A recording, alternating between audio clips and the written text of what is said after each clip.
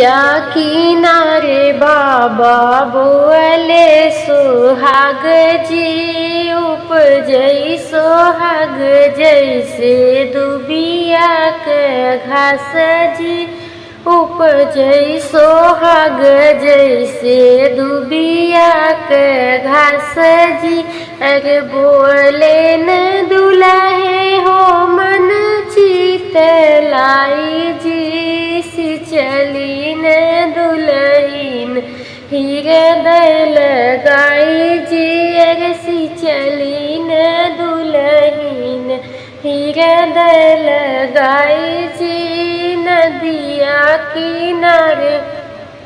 नदिया किनारे चाचा बोले सोहाग जी। नदिया किनारे चाचा बोले सोहाग जी उपजई सोहाग जैसे दुबिया के घास जी। बोले न दुल्हे हो मन चित लाई जी। अरे चली न दुल्हीन हो हृदय लगाई जी। चली न दुल्हीन हो हृदय लगाई जी।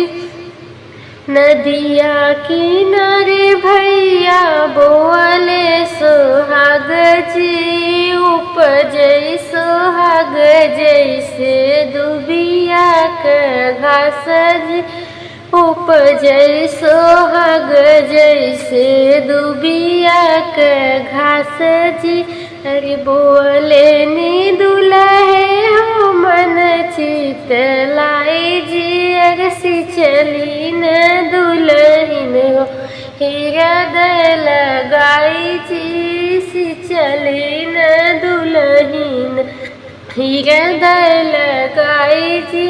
नदिया किनारे बंदा बोला सोहाग जी उपजई सोहाग जैसे दुबिया के घास जी।